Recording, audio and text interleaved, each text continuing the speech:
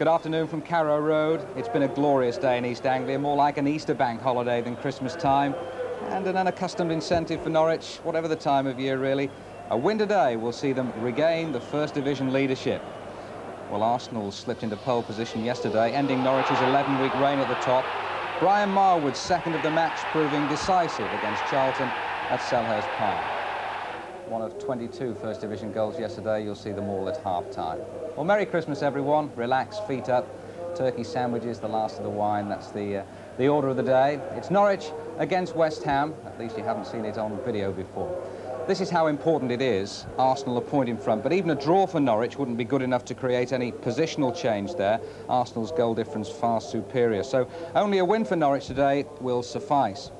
Well, when they went top 11 weeks ago, few people expected them to be there or thereabouts for very long. Well, they are, on merit, but how have they done it? What's the knack? Let's hear from manager Dave Stringer. There's no real secret, but the spirit in the side and the willingness to work for each other. I think that's the secret with any good side. You can have a team of internationals, but if they're not working together, then of course you're working as lone units, and this has come through to my mind throughout the season. They've worked very hard, got the results, and then the confidence has grown, and we've built on that. Watching at home today, you won't know too much about my players, but we've picked 5 out for you to look for. The first one we look at is Brian Gunn. This season he's had a particularly good time. He's been very steady for us. He's made 1 or 2 good penalty saves, and of course he's given a couple away as well, but he's been able to make up for them. Andy Linnigan, who we bought from Oldham, has been a very good buy for us. He's done a very good job at the back. He's another big man who's dominating in both boxes. He scored a few vital goals for us this year. A good character amongst the players, you know, someone that is not probably one of the big outgoing people, but when he said something, you know, people take notice. And next one to look at, Mickey Phelan, who was skipper of the club. A very good club man, a very good man for the team, a good family man, and someone that the younger players can look up to. In fact, you know, for such a young man, he's quite a father figure. And now it's Phelan.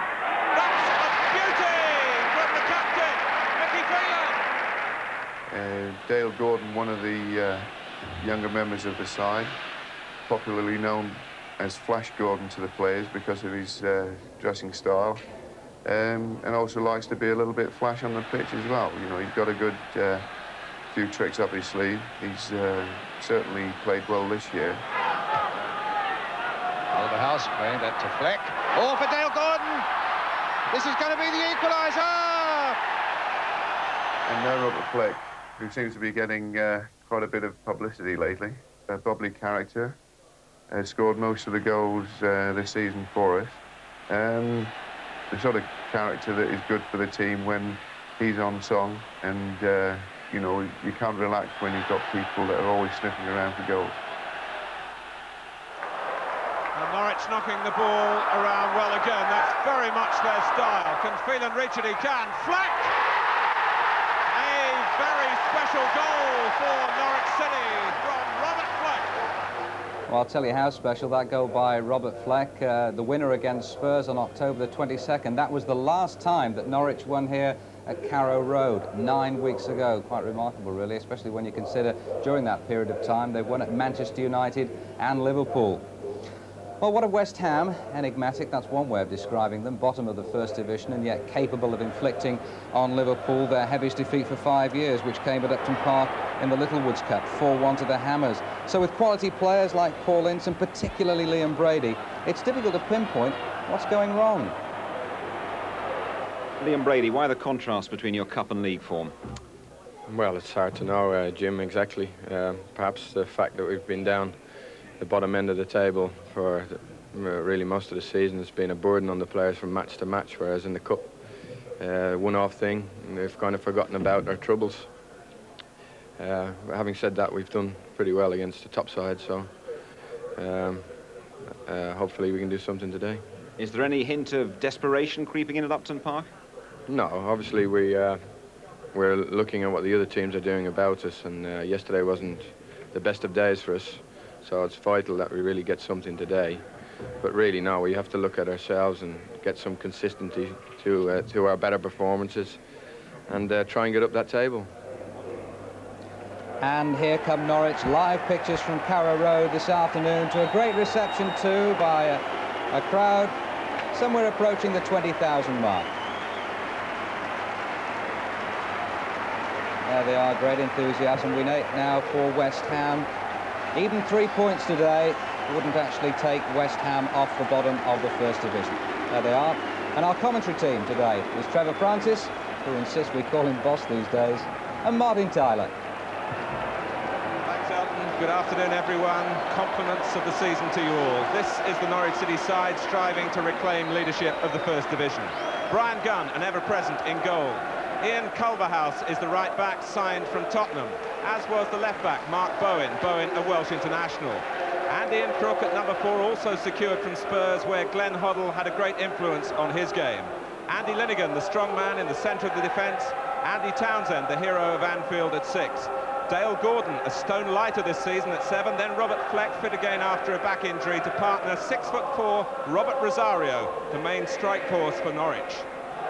Michael Phelan will operate as a centre-back wearing number 10, and Perky Trevor Putney plays on the left of a 4-man midfield. Here's Andy Townsend, clearly a player for the big occasion. 2 goals this season, the first a last-minute winner at Old Trafford in October. And then it was Townsend who created the result which really showed off Norwich City's credentials, the winner at Anfield in their last league game. West Ham have the Northern Ireland international number 1 goalkeeper Alan McKnight. At right back is Steve Potts, although Ray Stewart is fit again and a substitute today. George Parris deputises again for the suspended Julian Dix. Tony Gale is one half of a strong pairing in the centre of defence, alongside Alvin Martin, the captain. At 6, Alan Devonshire, 32 now, but still stylish in midfield. Liam Brady is another who proves the durability of high-quality skill. David Kelly has stepped into the Tony Cottee role after his summer signing from Walsall. At 9, Leroy Rossignol, forceful up front. Alan Dickens at 10, providing a deft touch from midfield. And at 11, Paul Ince, the scourge of Liverpool in that 4-1 Littlewoods Cup sensation. The referee is an executive engineer with British Telecom, Mick Bailey.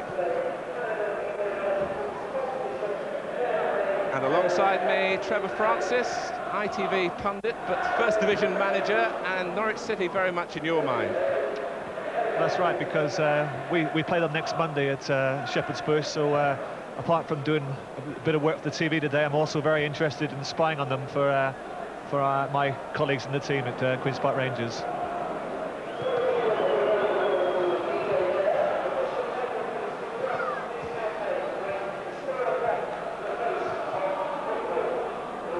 Well, Norwich City, often regarded as the country cousins, but now proving themselves an important member of the First Division family. The teams have had an extra day to digest any Christmas excesses. As you'd expect, Norwich City, the club, provided their players with turkeys by way of a Christmas bonus. They're pretty good in this part of the world. And as they say up here, the weather has been beautiful today. Very mild for late December, but nothing mild about the match we're about to witness.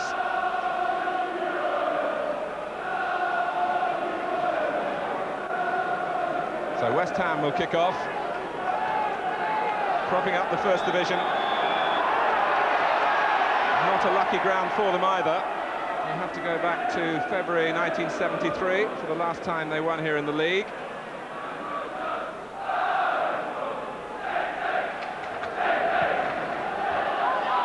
Alan McKnight's first clearance dropped straight to Dale Gordon. Linnigan covering across.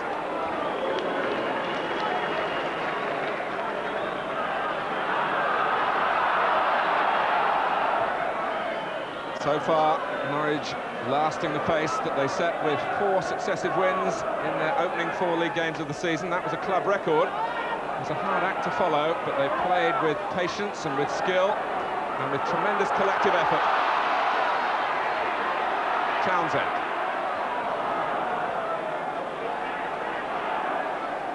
Dickens. Senior to the left, and Kelly had pulled away to the right. And got support here from Potts. Brady starting on the right with Devonshire on the left. Rossignol, as expected, through the centre. And that was Phelan stepping in the nick of time for Norwich.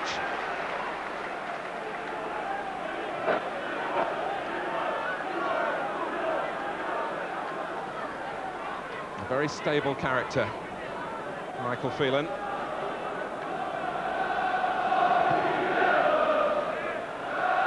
Rosario really the target for the long clearances in the air, and Fleck, the smaller man, expected to feed off the flicks.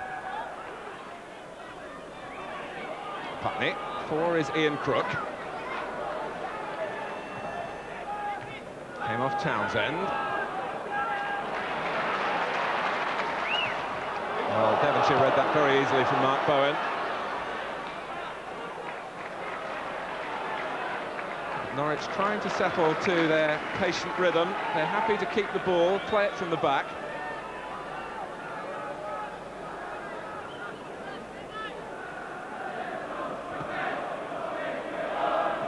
Putney taking it on the chest and trying to drive on. Didn't come to Rosario. But it's going to be a match of midfield skills. West Ham are pretty well equipped in that department. Devonshire finding Rossignol.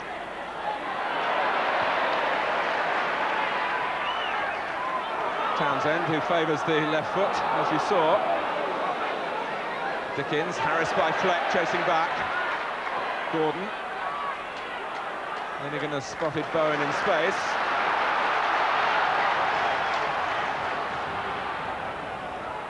Crook trying to take it on the burst. It might come for Rosario. The flick is for Gordon. Parried away by McKnight. The first strike in anger came from Norwich and from Dale Gordon. With 3 minutes gone, it's led to the game's first corner. Alan McKnight, who was beaten 4 times in the Northern Ireland goal in the week leading up to Christmas in Spain. Alvin Martin, after Rosario had started his jump and checked as though he felt there was someone coming in behind him. There was, but not a Norwich teammate. Rosario and Linnigan poised to attack the ball from the edge of the area. Phelan and Townsend looking in the near post area. Gordon takes the corner. It's coming for Rosario! Norwich not able to really convert it, but Linnigan in there again, and so too was Rosario. But Trevor, as the ball came in then, and Rosario seemed to be getting to it first, it looked a reasonable chance. Yes, I would think that West Ham would be quite relieved to have overcome that early pressure, because in the space of 1 minute we had 2 chances. First of all from Gordon, then the second one you're talking about from Rosario.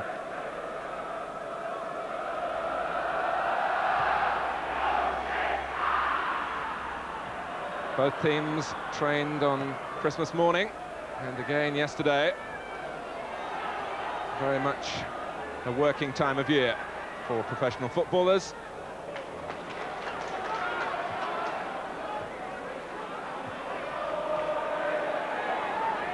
Devonshire, Dickens. It came behind Kelly and behind Rossignol. But just a hint of vulnerability about Norwich at the back there.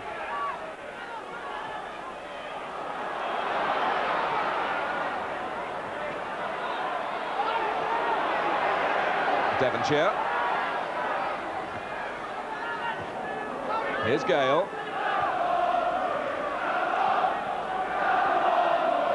Brady with Potts going outside him.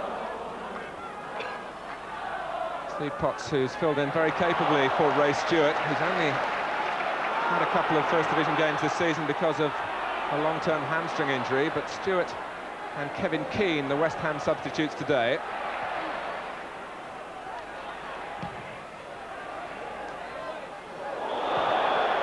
Well, it wasn't a malicious challenge, but it was an unfair one by Ian Crook on David Kelly.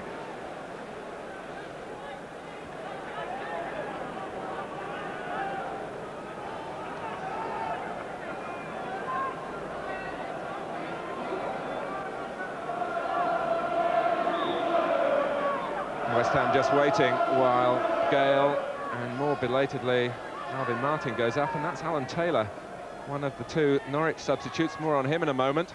Gale.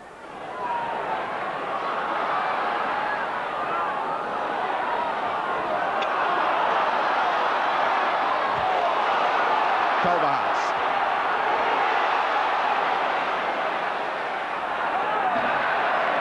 And a sprint between the two number 11s. In the end, the ball beat them both. But Alan Taylor, sitting with Ian Butterworth there, Taylor on the left, who scored 2 goals in the 1975 FA Cup final for West Ham. And then he had a spell with Norwich, moved into the lower divisions, and then came here as a non-contract player in the close season, and has earned himself a contract and plenty of goals in the reserves, finds him on the verge of a chance of playing against the team he served so well so many years ago.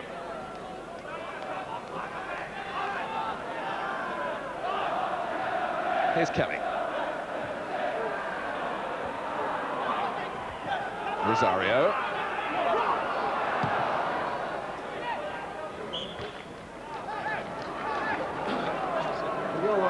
It's interesting that both teams play a similar type of football. Both like to pass the ball around, keeping possession, and tactically they're both playing in a similar way, 4-4-2. The only slight difference to what we expected was that Liam Brady, who's so noted for his lovely left foot, is playing on the right side of midfield, with Devonshire switching to the left.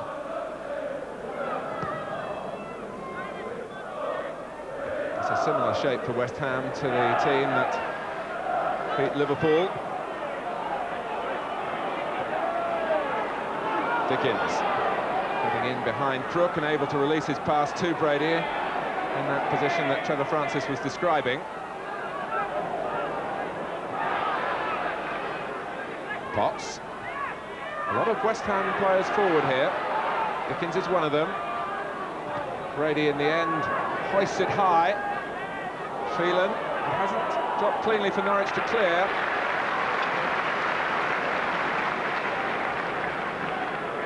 And Dave Stringer and his assistant nearer the camera, David Williams,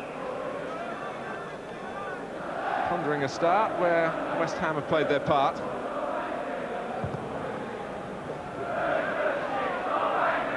On the ground where they last visited on New Year's Day at the start of the year and were beaten 4-1. What a difference a year has made to Norwich City. Christmas a year ago, bottom of the First Division, and here they are trying to reclaim their place at the top. Brady reading it well.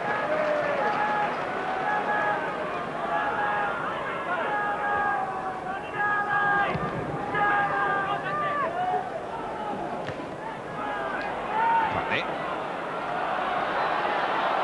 Bowen looking for some movement ahead of him. In fact, it came from the player nearest to him, Ian Crook. Culverhouse. And Tony Gale in command.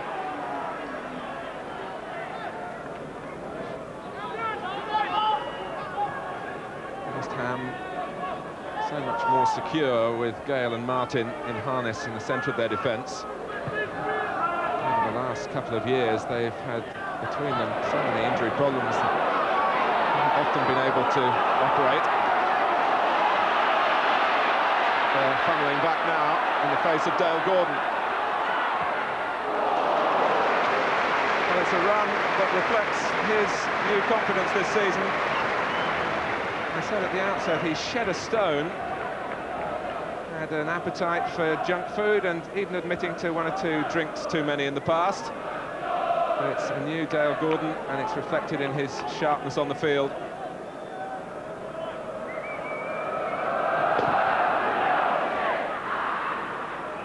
Rossignol nicely down for Dickens.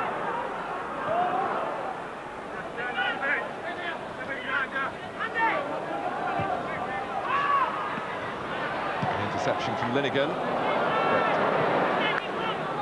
Perhaps one thing lacking in Norwich's style is real explosive pace up front.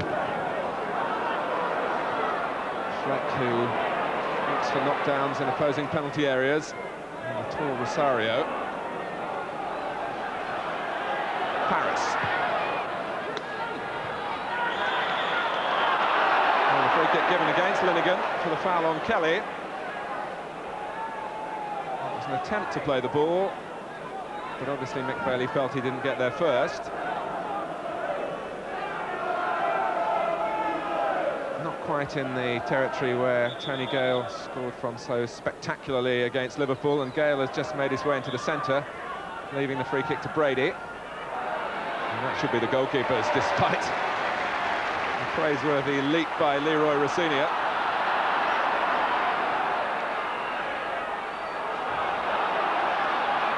Norwich trying to pick up the tempo.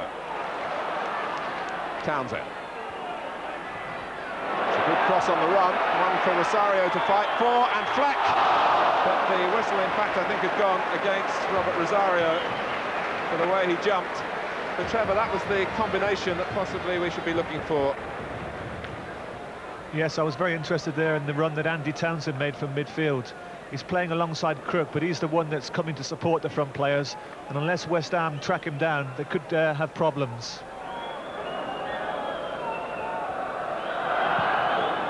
The ball was placed for a free kick rather than a goal kick, so Rosario was penalised.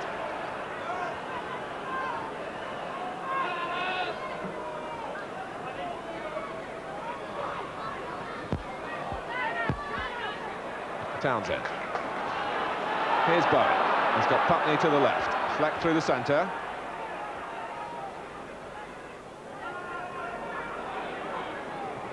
Ian Crook, who loves to spread the play, invited Culverhouse to chase on there. In fact, he was a little reluctant to accept the invitation. An understanding that started in the Tottenham youth team.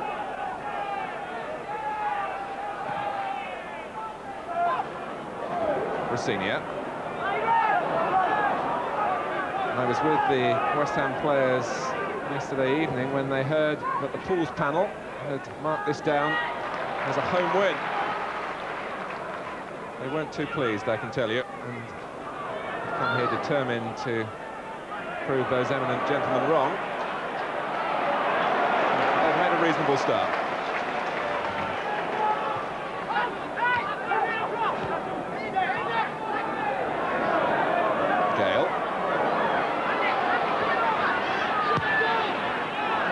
Paris. And Potts has to play it back because Rosario saw to that. It was possession from West Ham, but not to any real purpose.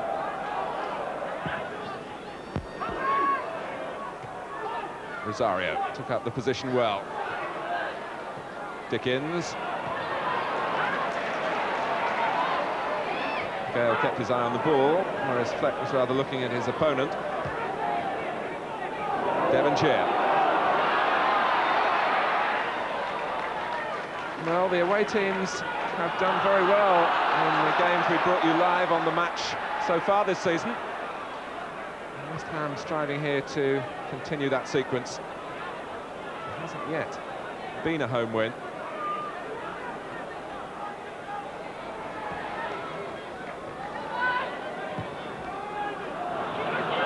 Gale wants McKnight to come, and Fleck was making up the ground all the time. I think Alan McKnight a little concerned that he might be sliding out of the area, but it all was dealt with safely enough.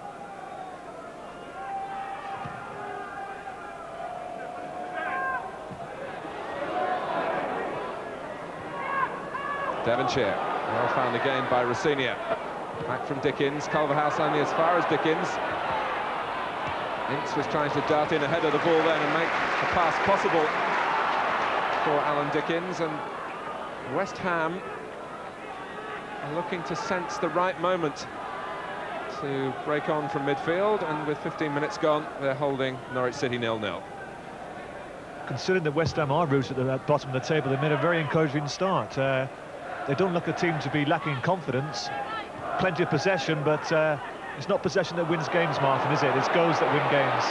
You are talking like a manager now, Trevor.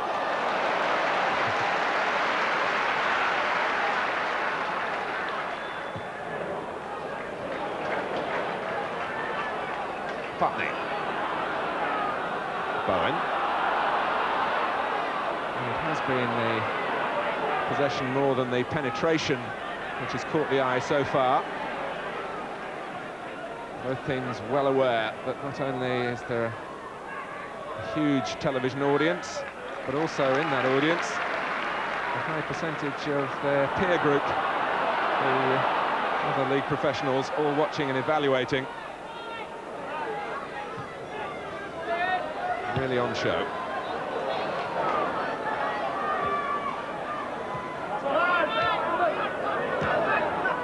Townsend has got into the match well so far. Alvin Martin, a fine example to young players in every respect except one, I suppose, with the shin pads not used. Fleck trying to thread it through for Gordon. Rosario's waiting on the far post if the cross comes in. And Gale, always very tidy at the back, Tony Gale.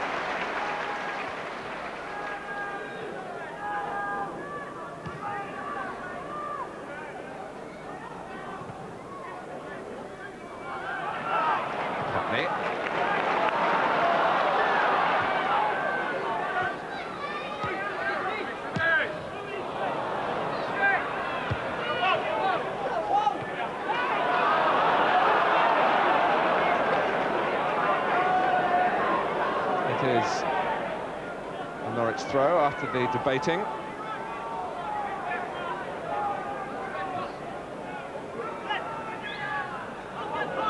Rosario's looked at the crucial moment, and Martin was trying to take his arm out of the way, so if it was handball, it wasn't intentional. Brady.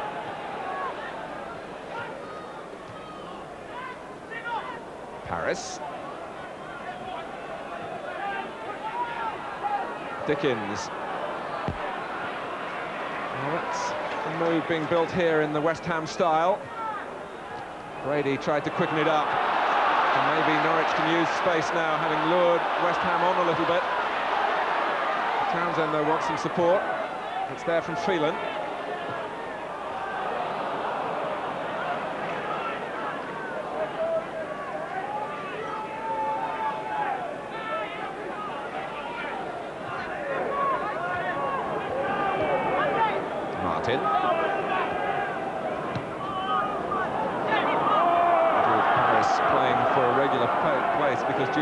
Will be free of suspension for the next game on New Year's Eve. Trevor, there's so much talk in the game about the long ball and perhaps too much use of it, but we're not getting that today. No, well, as I said earlier, that the two teams who play a similar type of football both like to pass it around, looking to get the front players in as early as possible, and also the two midfield boys are coming to support the play. Similar styles.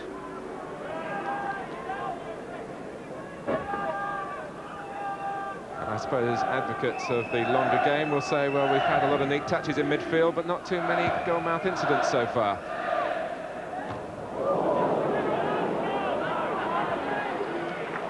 Here's Bowen for Norwich.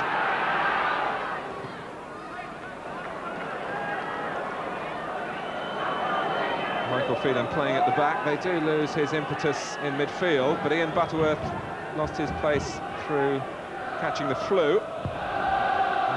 Played well without him, and Dave Stringer has been fair to the players who served him well in Butterworth's absence. And Putney just got ahead too quickly as Townsend tried to sweep the ball through West Ham then.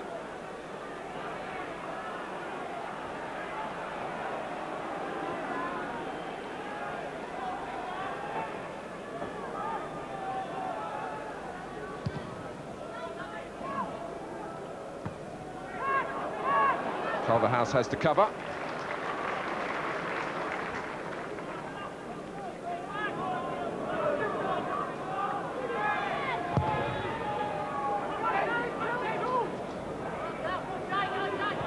Paul Ince, who's having a good season for West Ham.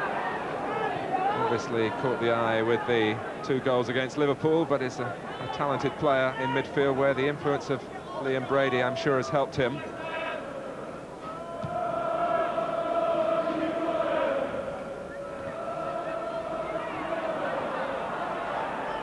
The pitch heavily watered over the weekend. Norwich trying to copy a lot of what Liverpool do. One of the things they've realised is that Liverpool always have an excellent surface at Anfield. Almost came off the head of Gale for Fleck. Paris clears. For all the good work by the ground staff here, it hasn't been the best of pitches in recent seasons.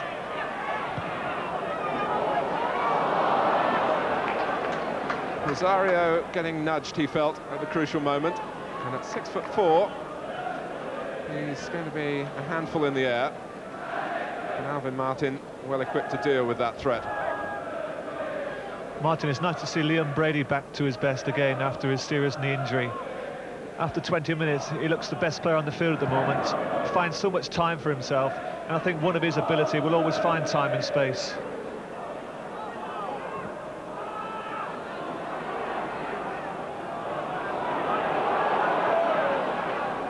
Helped on by Crook to Gordon. Culverhouse going outside him.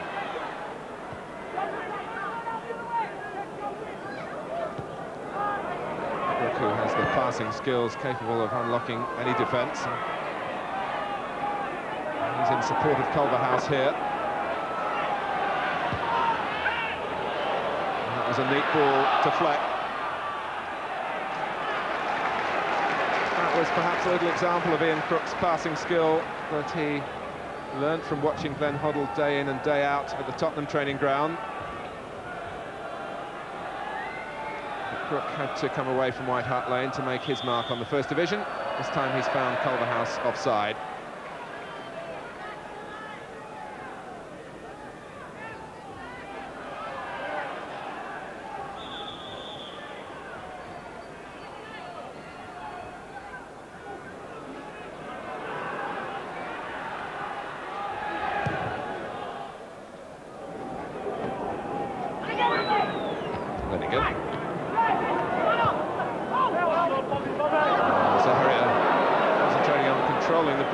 Controlling himself.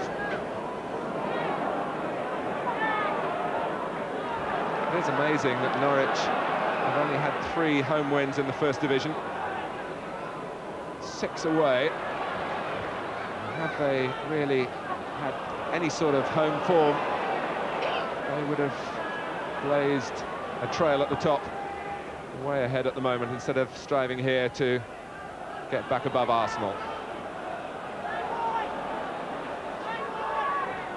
Devonshire. At the moment, though, Norwich rather letting West Ham play, and there's a chance for Tony Gale. And Dickens.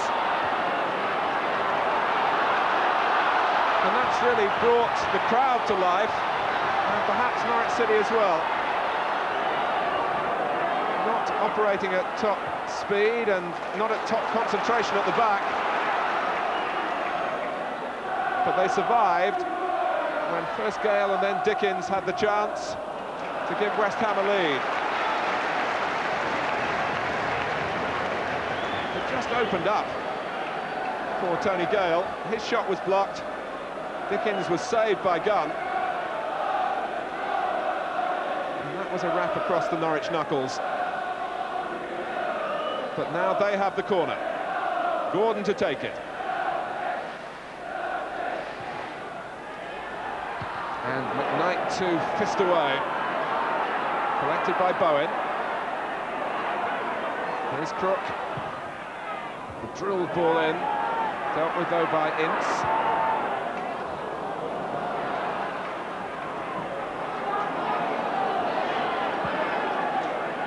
Brady orchestrating.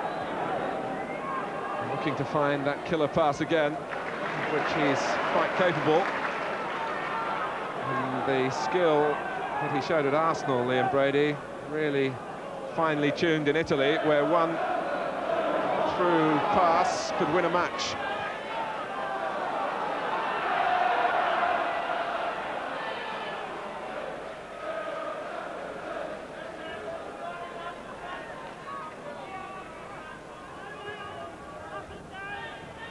high shake of the head on the Norwich bench from Dave Williams, who's still incidentally registered as a player.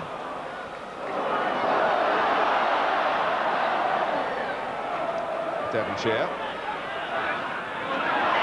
Losing out to Gordon. Norwich now trying to warm to their task. Fleck, Townsend on his strong left foot.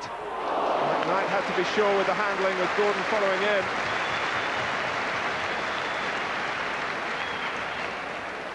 Trevor, they just quickened it up a little bit then.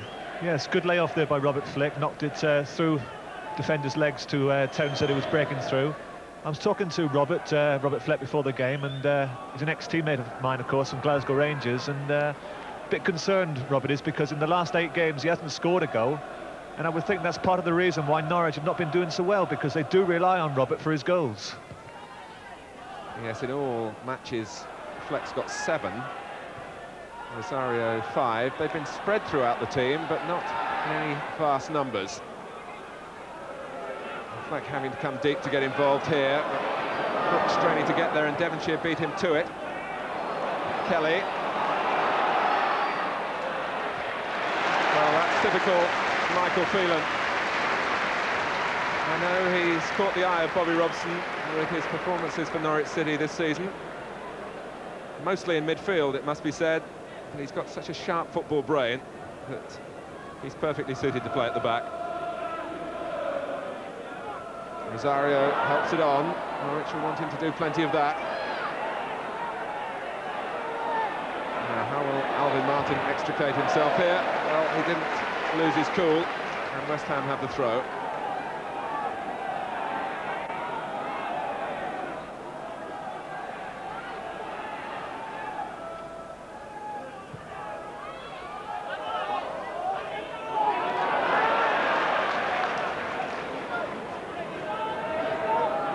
City have dropped 13 points this season at home and only 5 points away. In contrast, they're being pressed by West Ham here and Leroy Rossignol.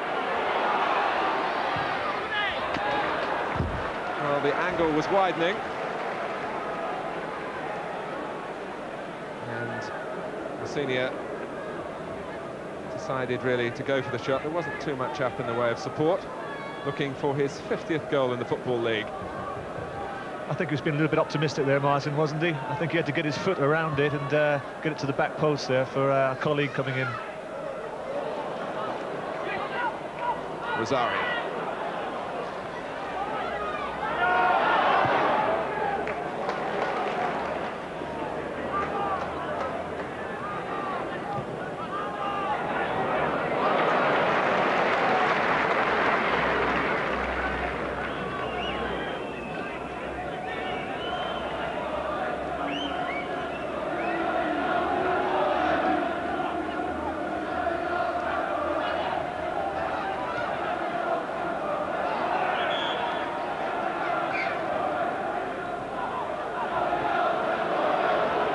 Townsend. Fleck sprinting ahead of him, and he's found by Townsend, and then both Fleck and then McKnight lost their bearings and the ball. But Fleck, probably, Trevor, typical of what you were saying about him, just not running for Robert Fleck in front of goal. No, that was a great chance, actually. Townsend made a great run through, and Robert was unlucky, just fell at the wrong moment. Gordon takes the corner. Putney, Brook can shoot. And the deflection actually took the ball into the pack of West Ham defenders. Ian Crook again.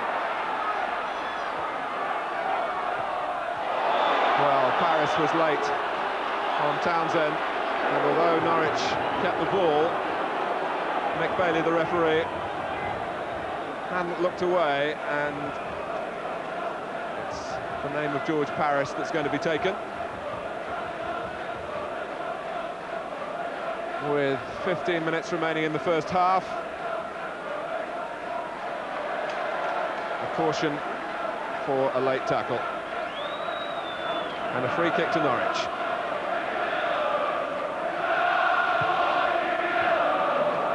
And it's Paris who cleared it. And Ince, who tries to lead the counter-attack, finding himself some time beautifully. Kelly.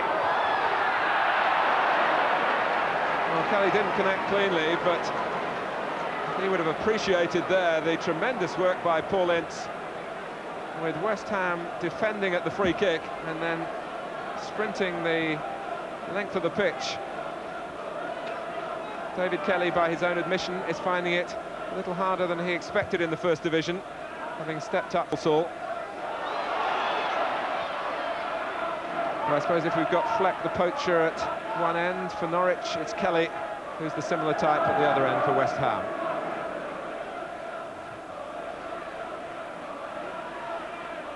Potts. And Linegan's header drops only towards Kelly. That wasn't really what he'd hoped for. Phelan's gone across with him. West Ham have the throw.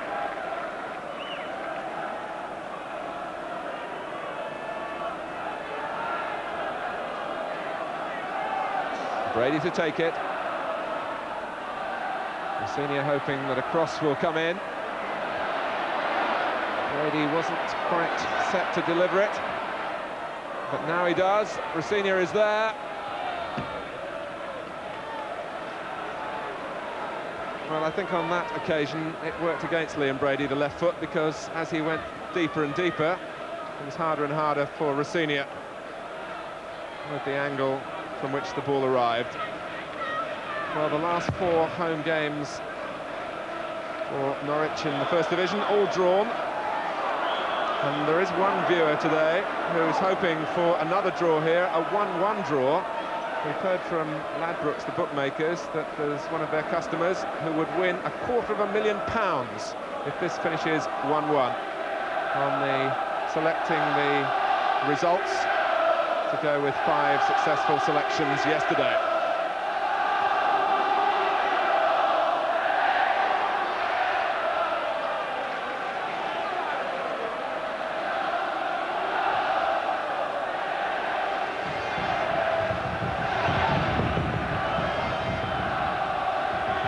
Rosario has got a free kick, a push by Alvin Martin.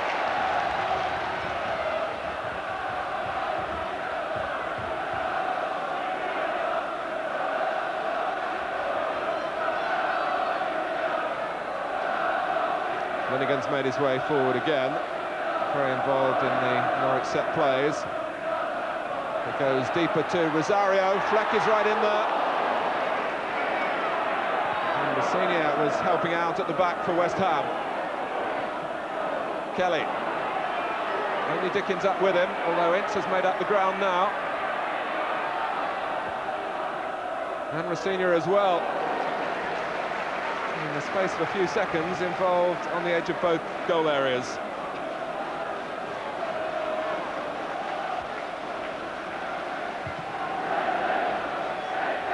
Ten minutes to go in the first half here at Carrow Road. It's Norwich City 0 and West Ham United 0. All the First Division goals from yesterday to set before you as your half-time treat.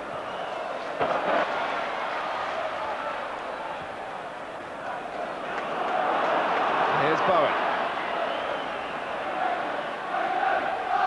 Norwich have had a measure of control as the half has developed. And McKnight, the busier of the 2 goalkeepers.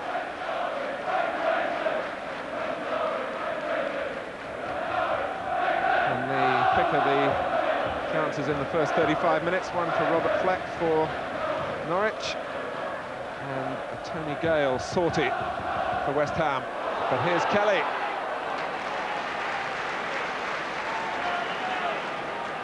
Culverhouse have covered infield well.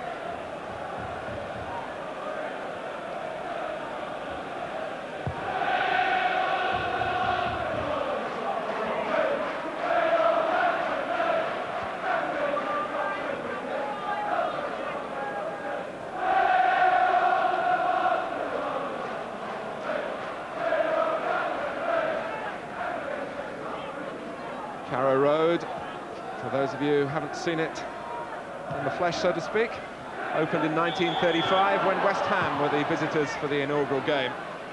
That finished 4-3 to Norwich.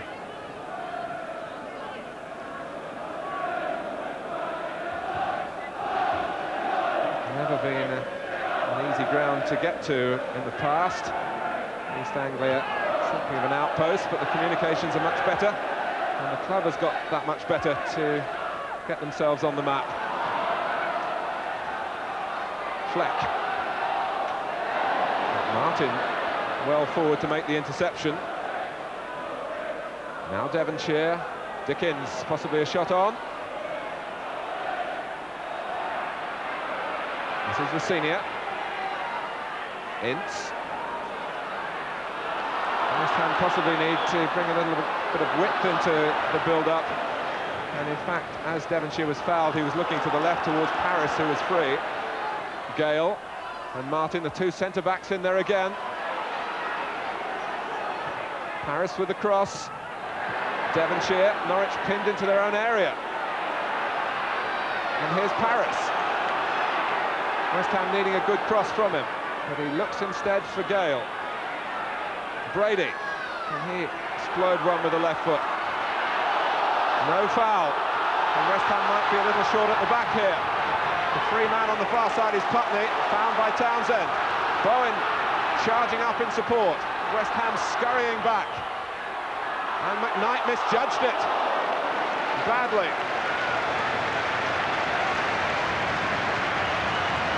And West Ham, who were really going for the game's first goal in force at the other end, were backpedaling with a touch of panic. They were pushing forward, Martin looking for the goal, and left themselves a bit bare at the back, and Townsend exploited it with a good crossfield pass. Best header by Brady, down from Linnigan. Putney sees Bowen and finds him. Out from Ince. Kelly in a little too much of a hurry. Good ball by Townsend, who's had a fine first half.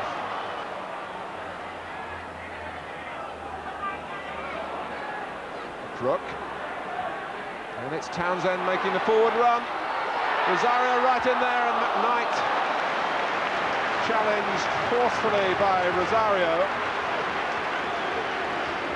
and I think it's going to be a West Ham free kick for the challenge. But again, Trevor, Andy Townsend was a key man here. Well, he's certainly taken the eye first half with his forward runs. It's these type of runs that are causing problems for the West Ham defence, because some of the Norwich balls that have been put into the box for Rosario are a little predictable.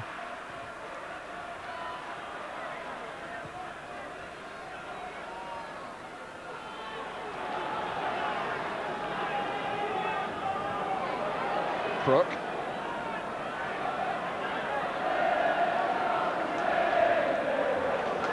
Well, that's the confidence that Norwich have, playing the ball across their own penalty area there through Bowen.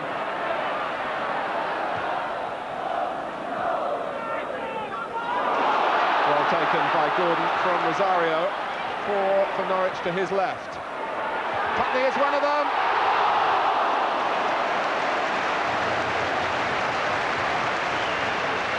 Well, it was deflected wide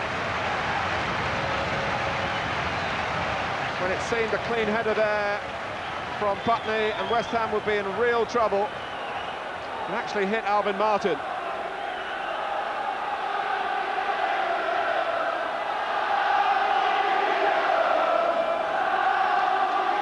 The positioning still the same for Norwich at the set play. Rosario, but he was leaning down.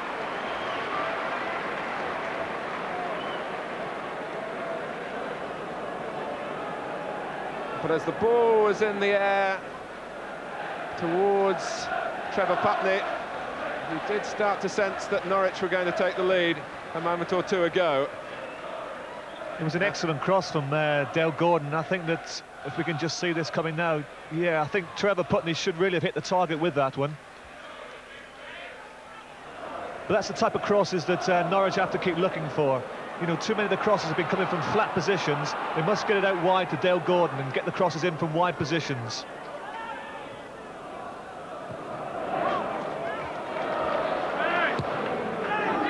Fleck's dummy, and Alvin Martin wasn't fooled. And he goes forward to join in again in support of Devonshire, who's got Kelly to his left and now going on ahead of him. And it's threaded through for David Kelly. Kelly for West Ham. That's a little move that not dissimilar to the one that got Gale in earlier in the half. The player who starts wide, then making a run in ahead of the ball, Trevor, and it's just threaded through into a channel that Norwich can't block off. That's correct. That's about the third time now they've threaded their way through the Norwich defence, and if only the finishing and match some of the build-up play, West Ham could have perhaps been the lead by now. And what a difference a good result for West Ham would mean to their dismal league season. 3 points, but a tremendous advantage in terms of morale if they could come here and get a victory.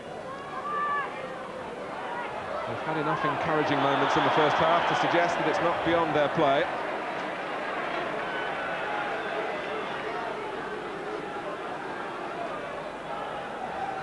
Three minutes remaining in the first half.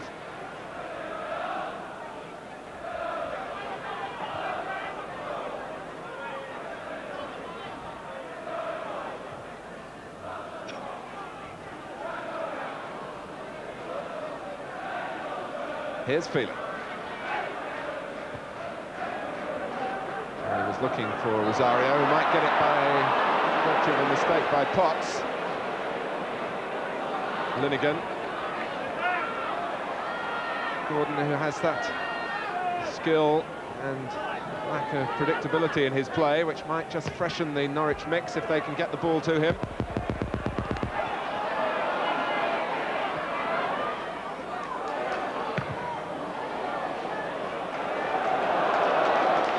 Culverhouse was just going in to win the ball.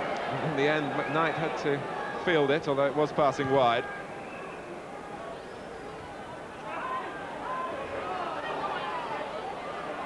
Lovely work by Paul Ince. And with sheer individual inspiration, he's earned West Ham a free kick. I'm sure that will be appreciated by John Lyle, the manager. Didn't travel with the players last night to their Norwich hotel. He'd been in Birmingham, checking up on Aston Villa. West Ham play Villa, of course, in the quarter-final of the Littlewoods Cup early in the new year.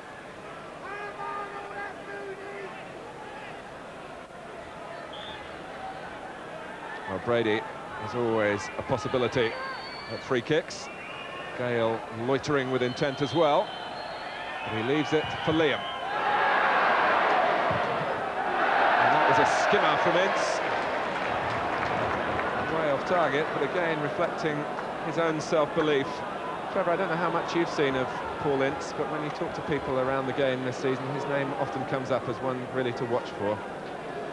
Well, I watched the game on the television against Liverpool when he did exceptionally well, and he showed one or two individual bits of skill here today, which very promising for the future. As you say, he's only a young boy, 21 years of age, so he's got a promising career ahead of him.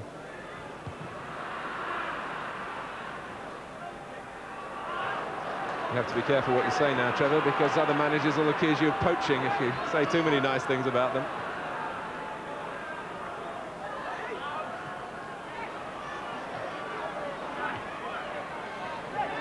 The only thing is certain, Martin, is I've seen you play and I shan't be buying yourself. Well, on a more serious note, would you like to sum up the first half for us? Yes, without a go, but some very, very good individual performances from Brady, Devonshire for West Ham, and Townsend for Norwich. But I'm sure that, you know, if they keep playing the way they have been first half, we will see a goal in the second half. So that's it, much to admire in midfield, but at half-time at Carrow Road, Norwich City 0, West Ham United 0. Yes, thanks, Martin. The match beginning to justify the occasion towards the end of that first half. Well, after the break, the First Division goals from yesterday, and a fine selection they are too. Alan McInally of Aston Villa keeping up his goal-per-game ratio. One from Everton's Trevor Stephen, described in one of the papers this morning as George Best-like. There's Boxing Day, in more ways than one, down at the Dell. And there's Rushy, back in the old routine. Join us again.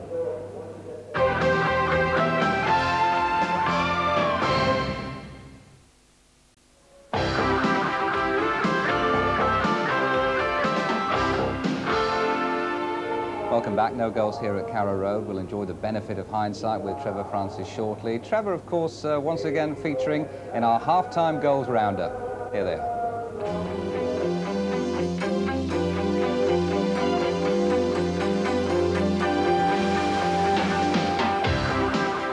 First of all, let's look at the new leaders and the bookmakers' favourites for the title, Arsenal. Penalty given there after 25 minutes, and referee Roger Milford absolutely right. If we look at it again, Tommy Caton pulling the shirt off Alan Smith's back. Now, Brian Marwood missed a penalty here at Carrow Road a couple of weeks ago. No mistakes this time round. Arsenal, though, took a real battering in the second half, but proved themselves the master of the counter-punch. Bob Boulder not too pleased with his punch there. Merson makes it 2-0.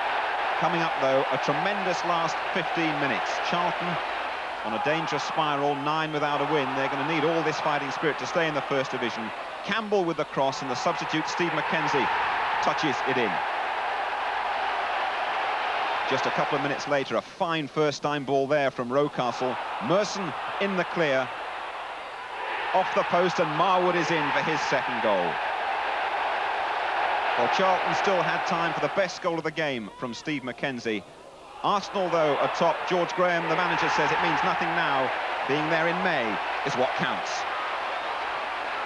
Goals were always going to be at a premium at the baseball ground. Derby and Liverpool with the best defensive records in the First Division. The goal was a special one. Had to be, really. It was McMahon who put Beardsley away. Now, where's Rushy? There he is, right on cue. Looks almost surprised, probably relieved. His first for 2 months. We've seen all this before. Long throw from Vinnie Jones. Confusion in the opponent's penalty area. Carlton Fairweather with the only goal of the game. The early leaders, Millwall, have now lost 3 out of 4.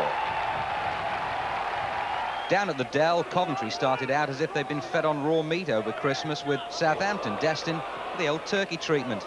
David Phillips, first of the season. He used to score them like that for Manchester City.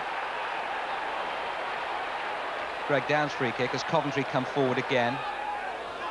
Keith Houchins scooping the ball over Flowers.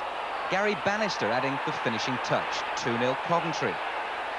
But Southampton, who surrendered a 2-goal lead at Newcastle last week, began the renaissance. Jimmy Case picking out a Wallace. Anyone will do. It happened to be Rodney. Into injury time, Kevin Moore with the equaliser, but that wasn't all that happened in this match.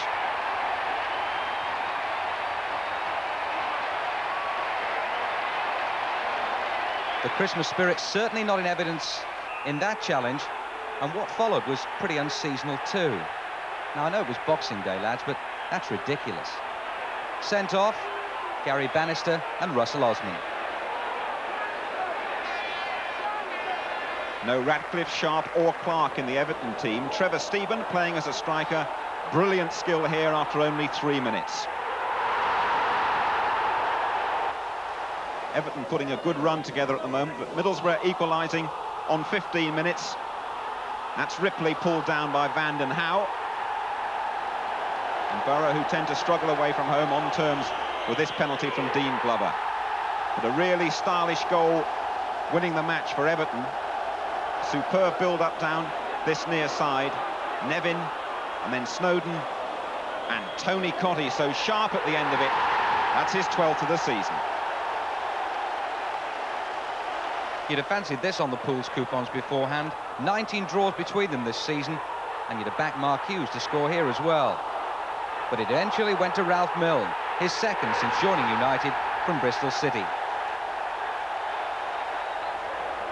Gordon Strachan set up the second, obviously not been using the right sort of deodorant. Not a Forest player in sight as he goes on and on and on before setting up Hughes, who doesn't score ordinary goals, his 9th in 12 games. No goals like that at White Hart Lane, but a missed penalty. That's Foster with a foul on the former Luton player Walsh. Terry Fenwick is Spurs' top scorer. He's converted all 5. But Seeley reacts well here, and then look what happens as it comes back in over the top from Fenwick from just a couple of yards. Luton, though, probably deserved their point. Newcastle went behind after 3 minutes. Straightforward enough, but neatly finished off by the unmarked David Hurst. Well, Jim Smith is having a big influence at Newcastle. So's one of his new signings, Kevin Brock. His free kick, Rob McDonald, formerly of PSV Eindhoven, heading in the equaliser. Well, the winner coming up. Afterwards, the scorer, Michael O'Neill, said he knew precisely what he was doing, was always in control. Well, it's Christmas. I believe you, Michael. The Villa are an absolute treat to watch at home these days.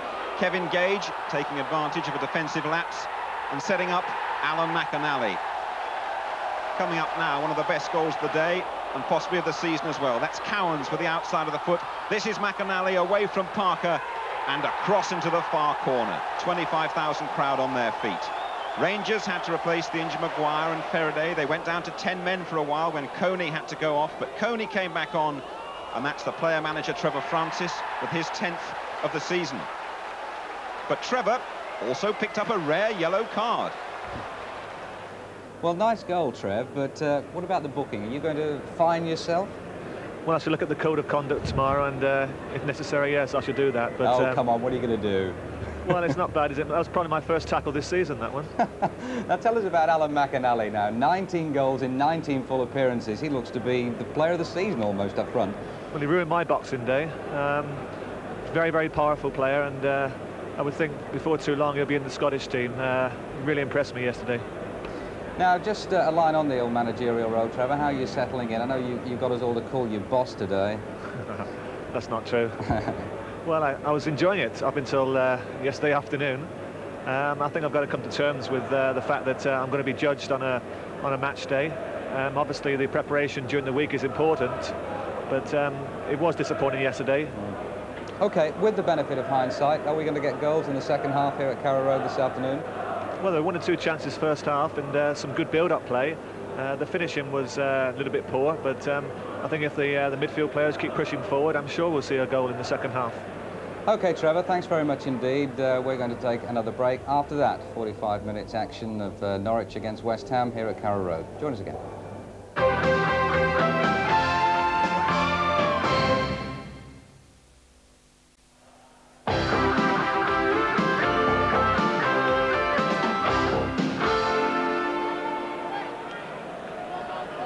Welcome back to Carrow Road, and we've got some bad news for West Ham United fans because Alvin Martin hasn't come out for the second half. A very capable defender is his replacement, Ray Stewart. And the captain's armband is passed to Tony Gale.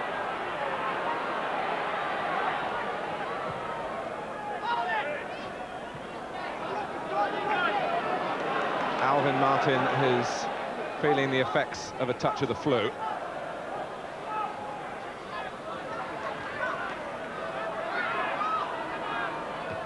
So one positive note for West Ham is if they do get a penalty, Ray Stewart, who's arguably the best in the league, is back out there to take the responsibility. He's got to take a different sort of responsibility, though, in the centre of that defence, where he has played before, although, of course, most notably a full-back.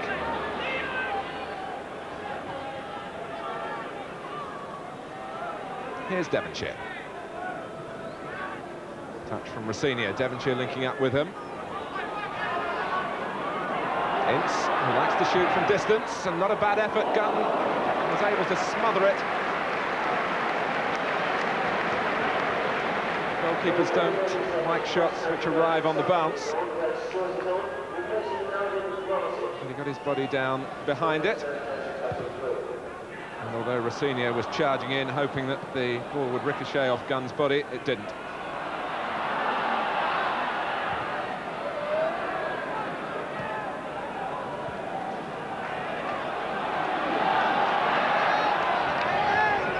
Well, they'd like to see a Norwich goal, and there is one reason here at Carrow Road for applauding that. They have the most charming song called On the Ball City, almost as old as A Christmas Carol, and it's not tainted by any cynicism. And I wonder whether we'll hear that before the 90 minutes has elapsed.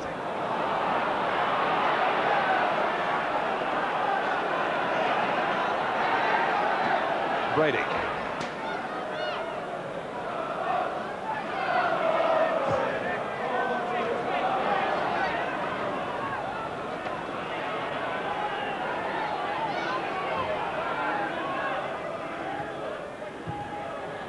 from Putney. Stewart tussling in with Fleck, two competitive Scotsmen together.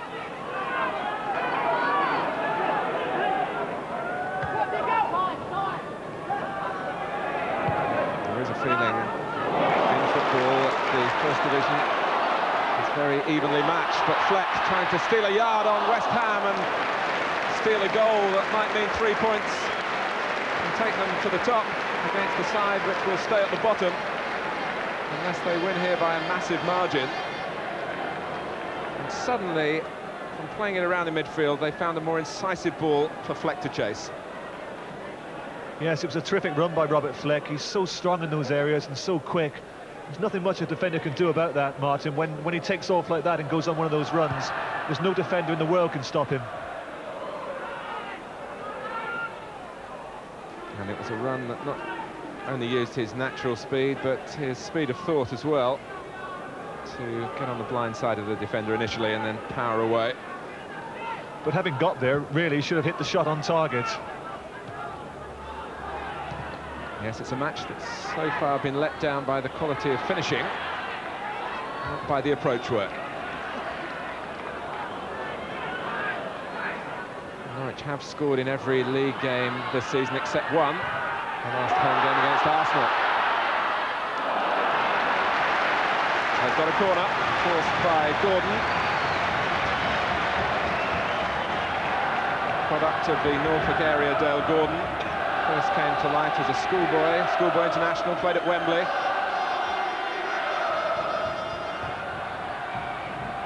Feeling a little deeper this time. Rosario. Well, he's got all the physical attributes at 6'4", Robert Rosario. And I wonder there whether that's the first sign, Trevor, that Alvin Martin's going to be missed. Well, it's a bitter blow to West Ham, because as you saw there, Rosario a good 5 inches above Ray Stewart. It's difficult for Ray to handle him because obviously lacking in height, and Rosario being so strong in the air, it would cause most defenders trouble.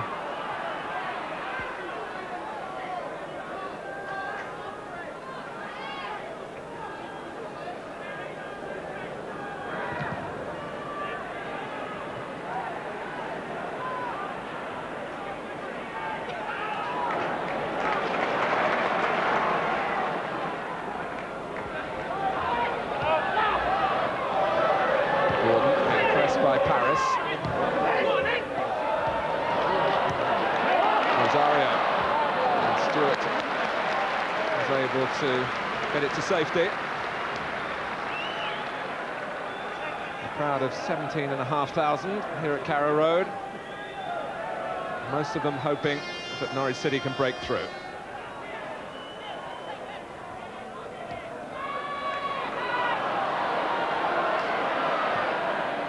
Putney looking to set up Townsend. Fleck busy again. And Bowen is free. Townsend right in there. Rosario, play on, says the referee.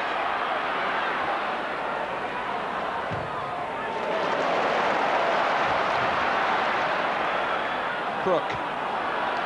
Might play Norwich to throw in a few more high balls now without Alvin Martin, and McKnight had to come for this one. And Norwich will be urging Rosario to throw himself at everything, however painful it might be.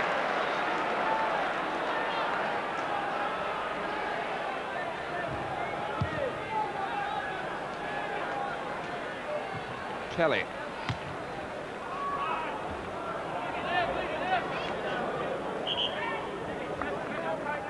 West Ham have won only 3 First Division games this season, 2 of them away at Wimbledon, and then a tremendous result for them at Millwall. Rossignol against Phelan, and it was a terrific save by Gunn at full stretch. Rossignol took the shot a little early, perhaps. And it was a good idea. It certainly had the goalkeeper trying to show off the full extension of his leap. And Alan Devonshire takes the corner for West Ham.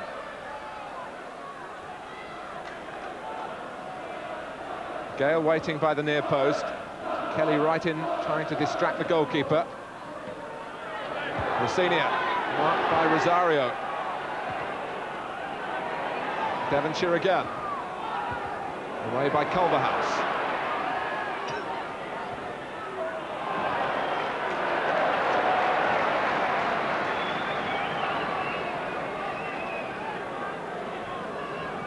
Excellent save there by Brian Gunn in the Norwich goal. I think if we could see that again, the ball was actually deflected, which made the save even better. Took a little flick off Phelan. And Gunn still came up with the answer.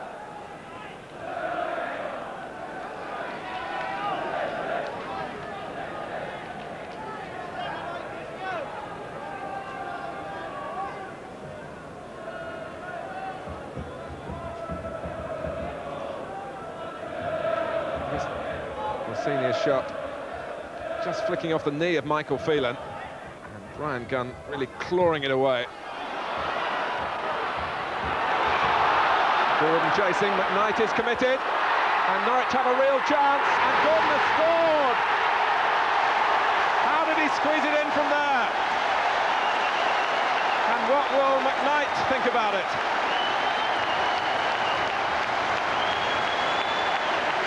So smiles on the Norwich City bench, although not from the coach, Dave Williams, and certainly not from West Ham's viewpoint. Did McKnight have to go? But Gordon got round him and found the perfect shot. Trevor. Well, Norwich would be delighted with that, because first of all we saw a great pass from Rosario, a tremendous finish from Gordon from a really acute angle, but really Alan McKnight would be disgusted with that because he made the wrong decision. He had no need to come, and by him coming there, he made Gordon's mind up for him. If he had stayed in his goal, Gordon could have only put a cross in.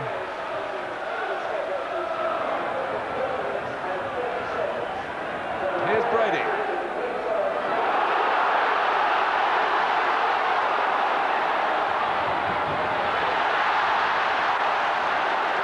Norwich in full pride. Crook. West Ham rocking, not just at conceding a goal, but at the nature of the goal. But Gordon was able to fasten on to Rosario's perceptive pass. And goalkeeping mistakes are always ones that are likely to be the most conspicuous. And I think there's one here that Alan McKnight will have to live with.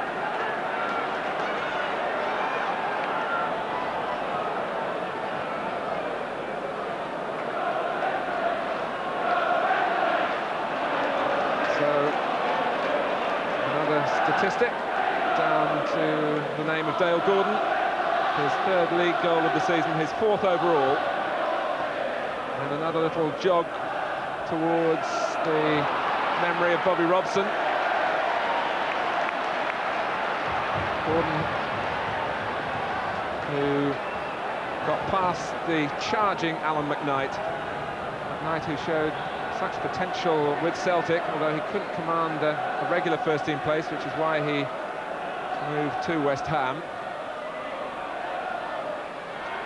And still relatively young in terms of experience, and goalkeeping is a learning process. And he's got a long career, I'm sure, ahead of him in the game.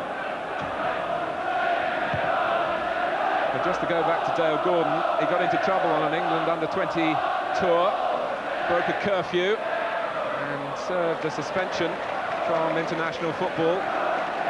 But that has been wiped off now. The slate is clean.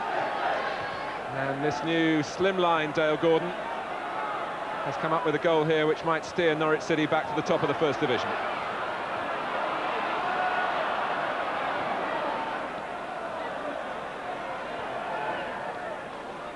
Devonshire, the gauntlet thrown down to West Ham United. The header out from Phelan. Kelly, Ince. And just wondering about the punter, who's hoping to win £250,000 if this finishes 1-1. Paul Ince's shot had been a yard either side. 1-1 might have been the scoreline. Chested off beautifully by Kelly, great set-up play. But if anything, Ince hit it too well.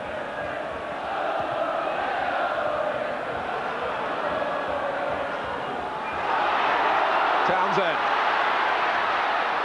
And Fleck had to check to avoid going offside. In fact, he was offside in any case, but he couldn't chase on.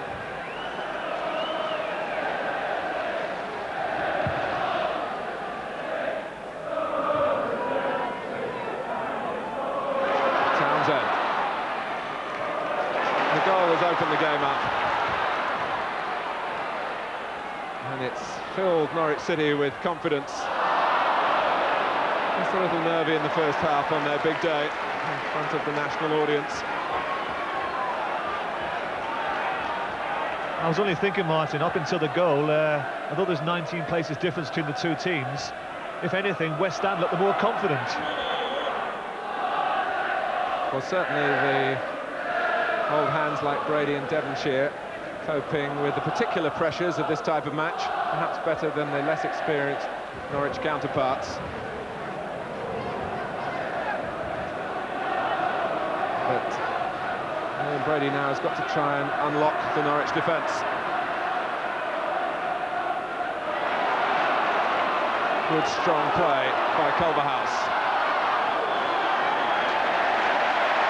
And the senior may have spoken out of turn.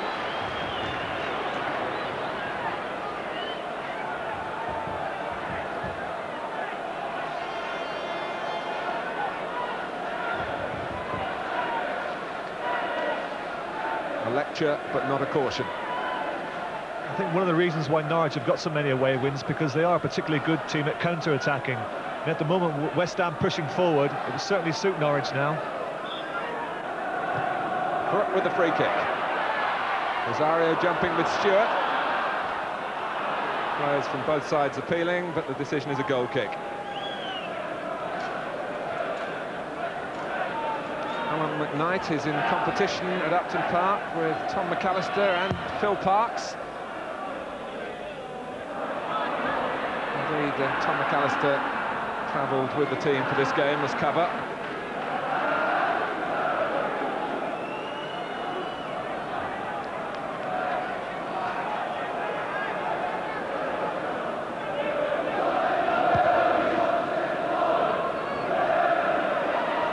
Rosario beating Stewart. Here's Townsend. Here's two for Norwich City.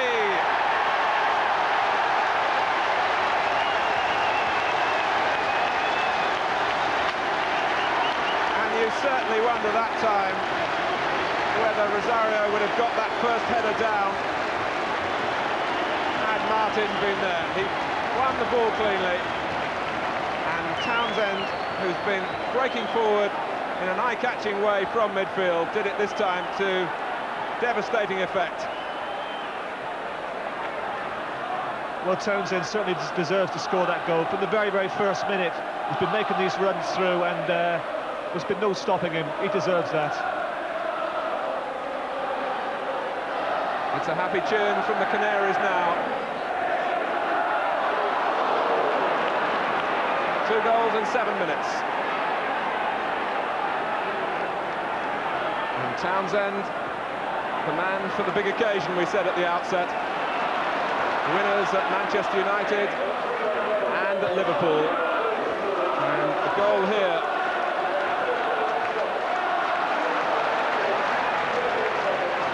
that will stabilise the Norwich City position in this game. Just got the first touch to it. And there was no real chance for McKnight this time. He was left exposed.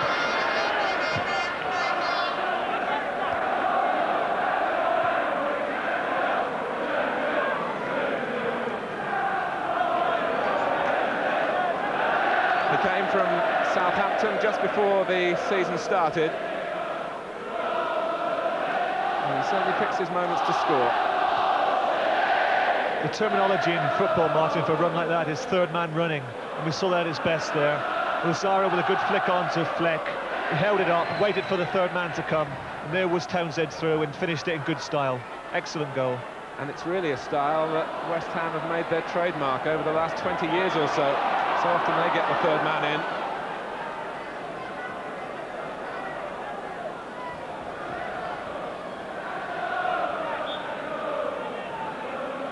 Much more satisfactory now for Norwich City, but at the other side of that dugout,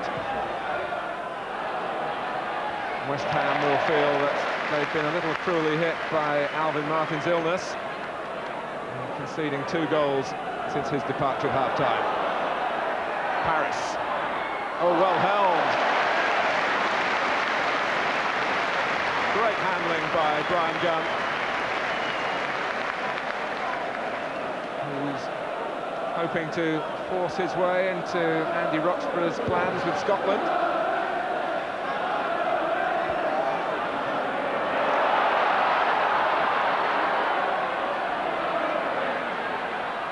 Gordon. Well, it didn't go out. Fleck forced the goalkeeper into another save.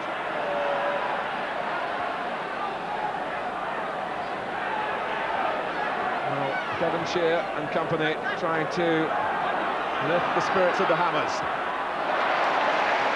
Bowen's tackle.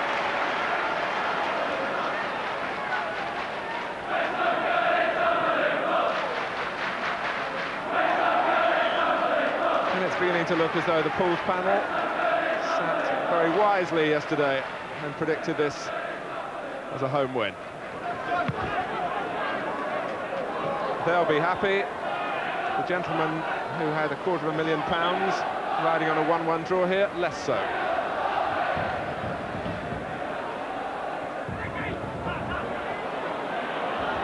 It's Brady.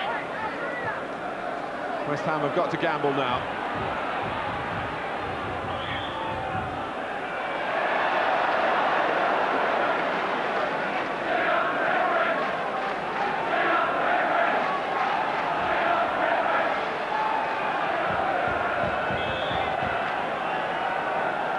Brady to take the free kick.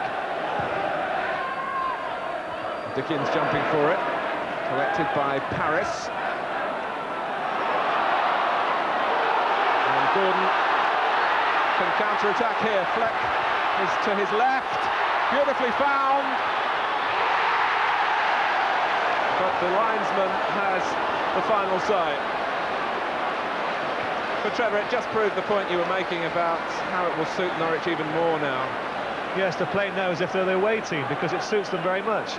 West Ham have to come forward in search of a goal, and Norwich has just hit them on the break all the time. Well, was it offside? Very close. But when you haven't scored break games like Robert Fleck has, that's what happens. It might not be the last chance he has in this game.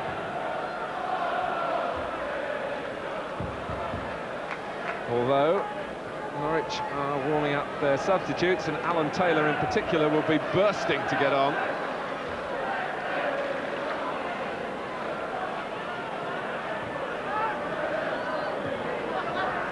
Here's Potts.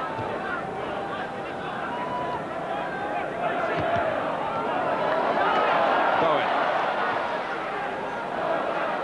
Crook. Here's Devonshire. Kelly peeling away to the left. Intercepted by Culverhouse. West Ham losing some of their shape now.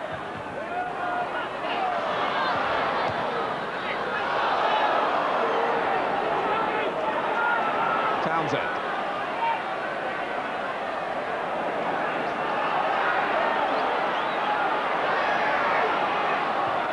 Well, they haven't been pressured all season into giving the ball away too much, Norwich. They're quite happy to take an extra touch in midfield and play the football the way they want it played.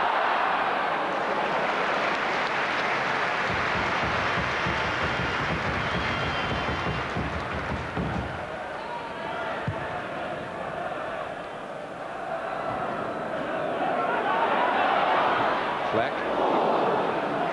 You mentioned his lack of goals recently, Trevor. He's also the penalty taker, and would you believe it, Norwich City haven't had a penalty all season. So he can't even tick along like that. Offside.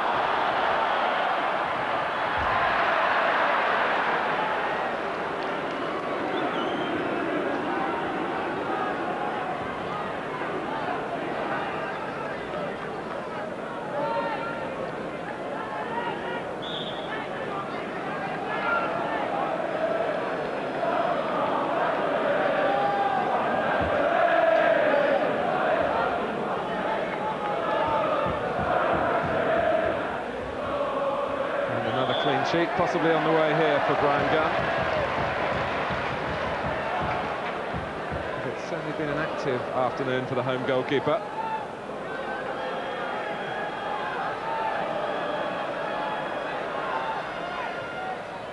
Gordon.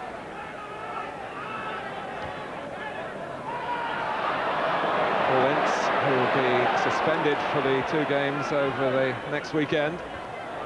So West Ham, who played Charlton in a particularly crucial match on Saturday, finding problem mounting upon problem. It's never been their way to complain to publicly about their difficulties. They just get on with the job at Upton Park. It's a mountainous job for the players out here at Carrow Road.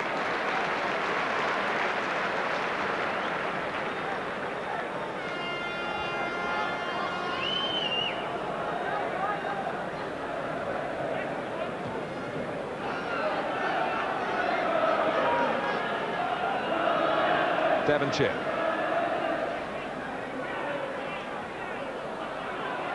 "20 minutes left. Norwich City 2, West Ham 0.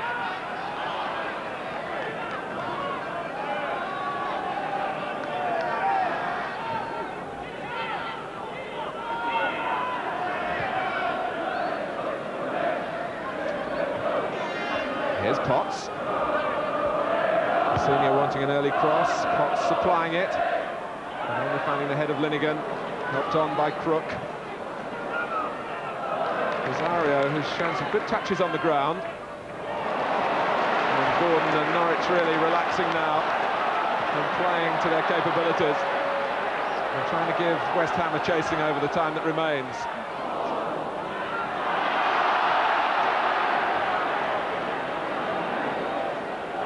Dickens.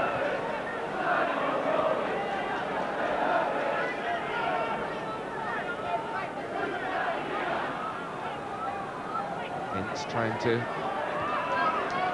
construct something with the help of Brady, and now Potts. And West Ham through Rossinier trying to capitalise on the cross. Potts again.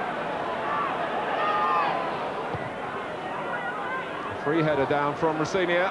Kelly. It's a penalty. A push on Kelly. West Ham now have some hope, and they'll be pleased that they've got Ray Stewart on. Norwich were caught out first of all by the amount of room they allowed Rossinier to knock the ball down, and then it was Phelan who caught Kelly right under the nose of the referee. Norwich do feel they've been harshly done by penalty decisions against them this season. They're on the wrong end of another one, and Ray Stewart with such a superb record from the spot. You can see why. Unstoppable. 2-1.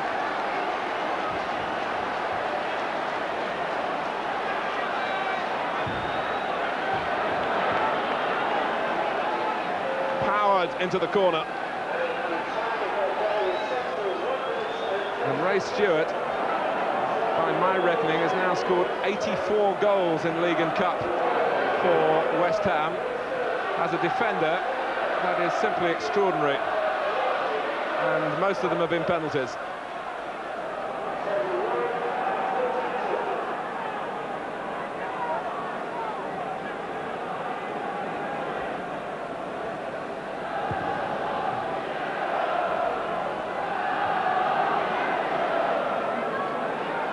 Rossinier.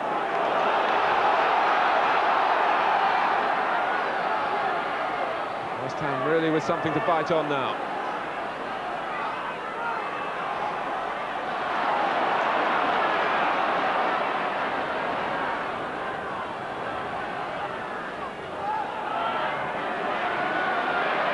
Trevor, I must say, from our angle up here, we were a bit masked by Michael Phelan's positioning there, but there did seem to be some contact on Kelly. Yes, I would think it was a little bit unnecessary, really, because I didn't feel that Kelly would have scored, but I think it was the right decision, because there was certainly no protest from the Norwich defenders. Here's Ince. It's a different game now.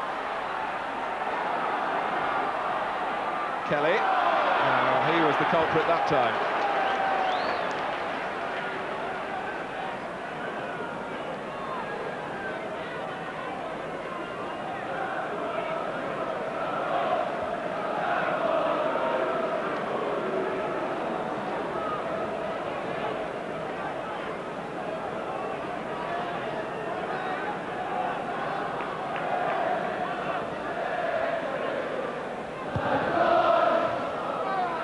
Fleck going beyond Rosario. In fact, Tony Gale bundled into the back of Robert Rosario.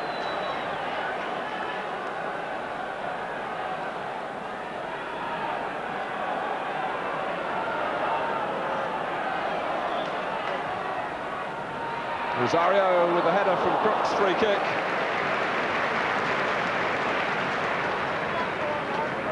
And he appreciated the ball in.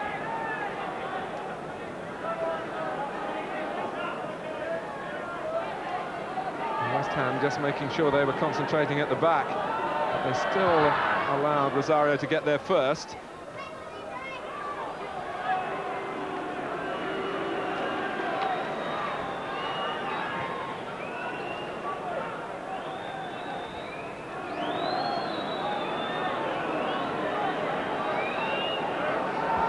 And the mood within Carrow Road has changed dramatically. The home supporters suddenly getting anxious, and it looked as though it was going to be something of a carnival at Christmas.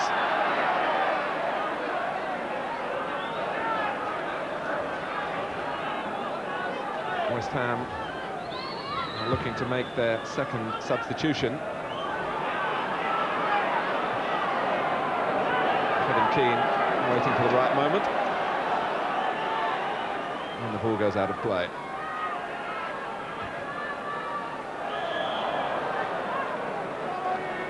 This may be the time. It's going to be Alan Dickens to be replaced. Kevin Keane of good footballing stock. All the viewers will remember his father, Mike, a great servant at Queen's Park Rangers.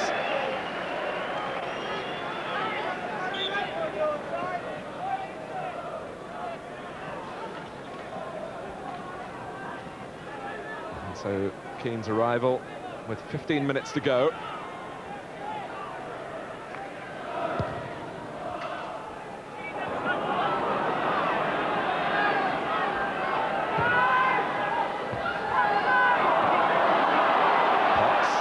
Detect the anxiety in the crowd again.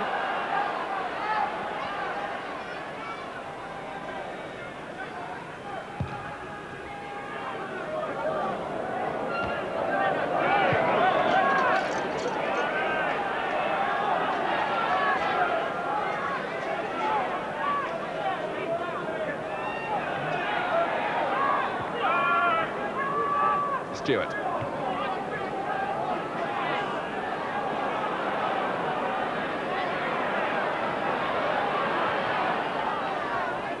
Gale.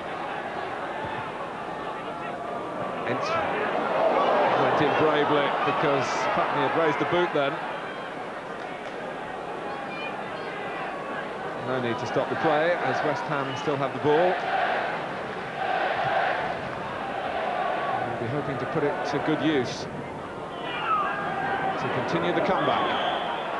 The free kick's gone against them now.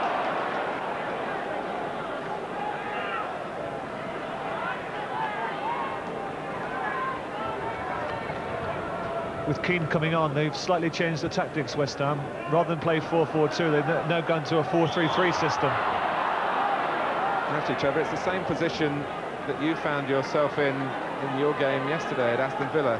you got the goal back to make it 2-1, and obviously, from the West Ham viewpoint, the confidence floods through then. Well, that's right. West Ham have gambled slightly by bringing on Keane, fresh legs, and they're looking for a bit of inspiration from him. But with him going to a wide position, that's allowed Liam Brady to take on a more central role now. Gale. Here's Rossinia. And Gunn won't get there. Kelly might, but not when he wanted to get there. Hint of relief about the smile from Gunn. And suddenly Norwich City looking very nervous. Here's Rossinia. It was a testing ball across the face of Gunn's goal.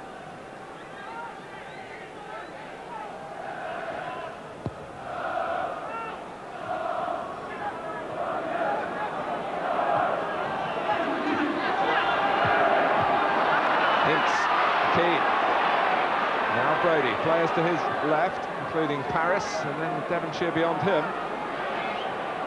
Through the centre, Rossinia. Kelly. Only Rosario upfield, and you can see he's tracking back now.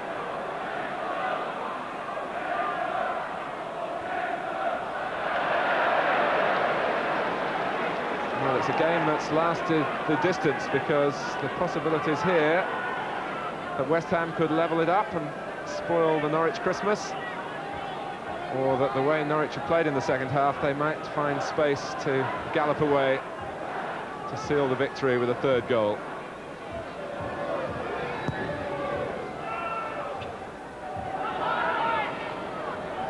Rosario.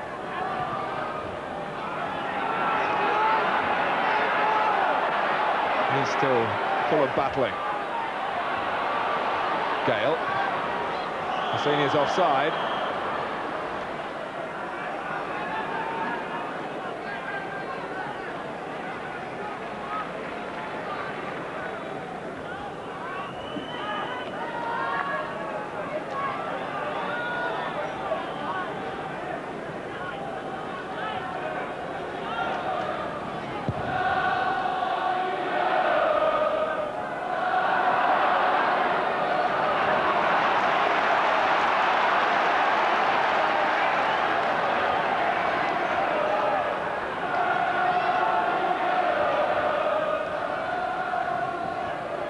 Here's Crook.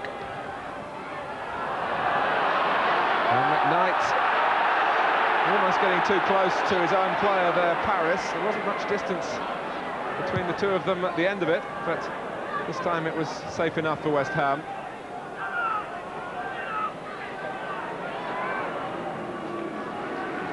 Milligan happy to play it back.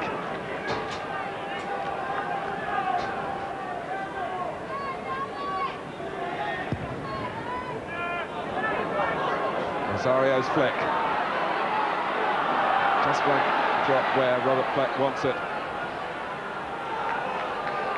Brady. Beyond Bowen, beautifully played for David Kelly. Hit Phelan. Stretching to boot it away was Ian Crook. And a good tackle by Putney. A telling tackle on Potts, who had a lot of room to move into had he got away with the ball then.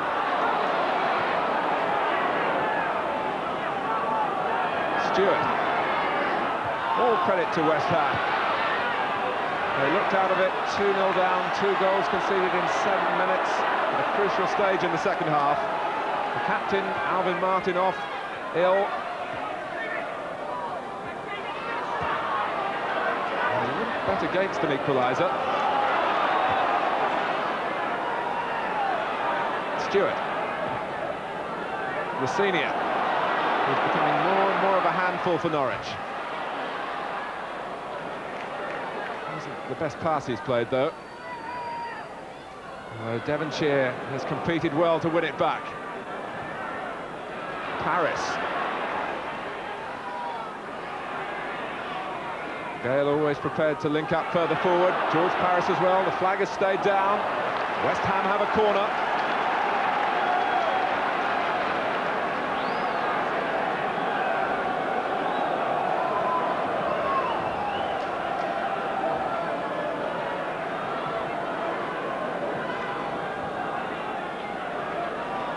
Paris leaves it to Devonshire. Gale well beaten by Lilligan. It was a terrific defensive header. Norwich tried to push out, although they didn't do it too quickly. Brady running free. Martin, the Norwich players have put a lot of effort into this game, and they haven't made a substitution as yet, and I would think that now David String is seriously considering pulling someone off to put a pair of fresh legs on.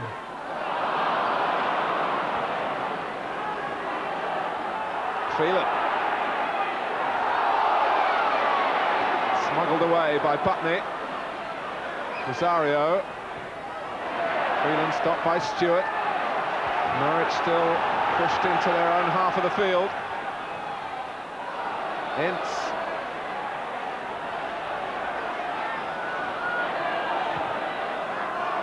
Stewart trying to roll it into the feet of Kelly. The crowd wanting more from the home side. They're sitting back at the moment and letting West Ham come to them. Gale doing just that. Involved again. Brady. Messina and Keane in the middle. And Phelan, that was a difficult ball to deal with on the stretch, facing your own goal.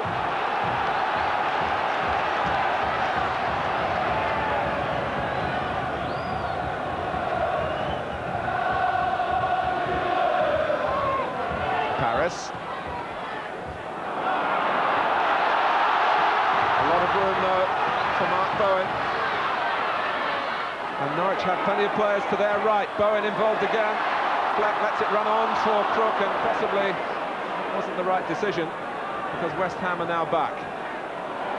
Townsend. Ooh, that was very well hit, as Tony Gale would know, because he blocked it. Rossignol. Keane. And just when Norwich had spare players in the attack, have they got enough players back? Potts is in there, who's never scored a league goal.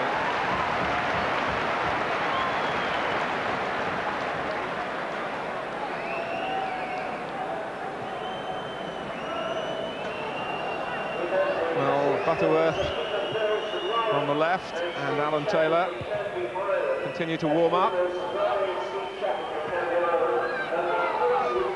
We're into the last 5 minutes. And if Norwich do go top at the end of this, they'll have worked very hard for it. And enough signs from the way West Ham have responded to suggest that they might be up to the battles that they've got ahead of them over the rest of the season.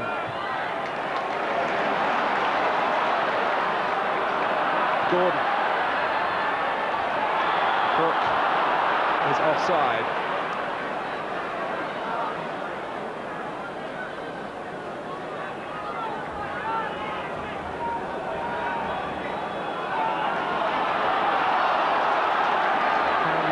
Who've scored 20 goals in 6 cup ties this season, but only 15 in almost 18 First Division games.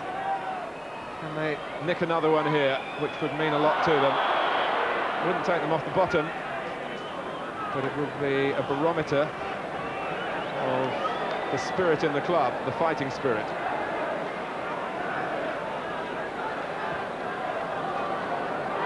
Putney.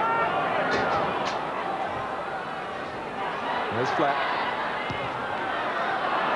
And it's Putney through the centre, and possibly the legs a little bit tired in any case. He's a bubbly character, Trevor Putney, and he saw the funny side of it.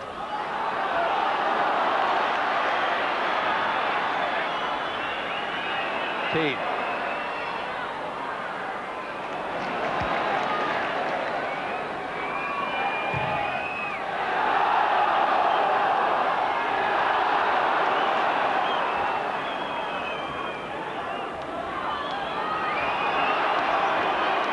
Trevor, it's been a game of ebbs and flows, but it's decision time in your role as adjudicator for our Barclays Man of the Match. Yes. Well, I've been very impressed with Liam Brady for West Ham, but I think there can only be one winner today, and that's for Norwich, and that's Andy Townsend. And he's put so much into it that he goes off for the 3 minutes that remain. And this is purely a defensive move. Townsend, the raider from midfield, is replaced by Butterworth, the defender, to try and just shore things up for Norwich City.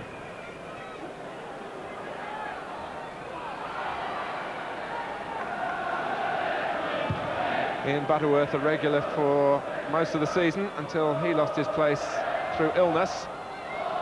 Missed out at Anfield. So Michael Phelan back in midfield. Ince, it's opened up. Paul Ince, a brilliant run.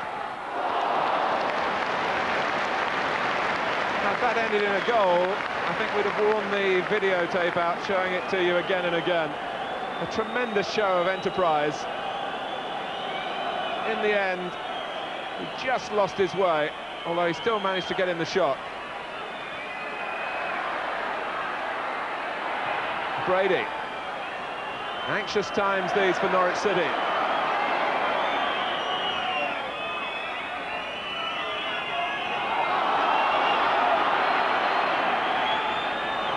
Gale, everyone but McKnight in the Norwich half.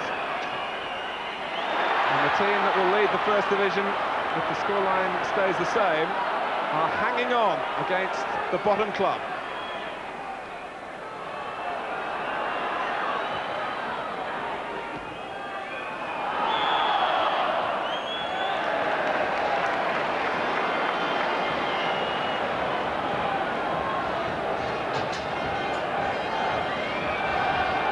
Second half really to enjoy and to indicate, although it's been difficult for Norwich in the last 15 minutes, that they're worthy of what the league table shows they've achieved so far this season. Achievements, of course, as Kenny Dalglish and George Graham are quick to point out, that really don't count for anything except a bit of prestige.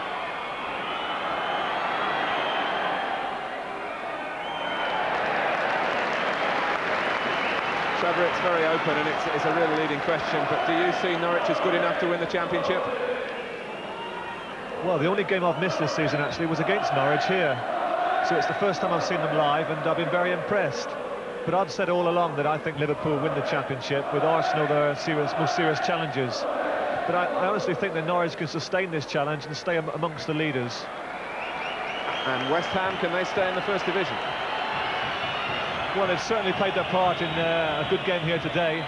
It's going to be difficult for them, but there's a long way to go in this season. Norwich City return to the top of the First Division. 2 goals in 7 minutes at the outset of the second half from Dale Gordon, and man of the match, Andy Townsend. Then the scare with the penalty, with Phelan bringing down Kelly, rammed in by Ray Stewart. But Norwich have beaten West Ham by 2 goals to 1. We'll take a short break.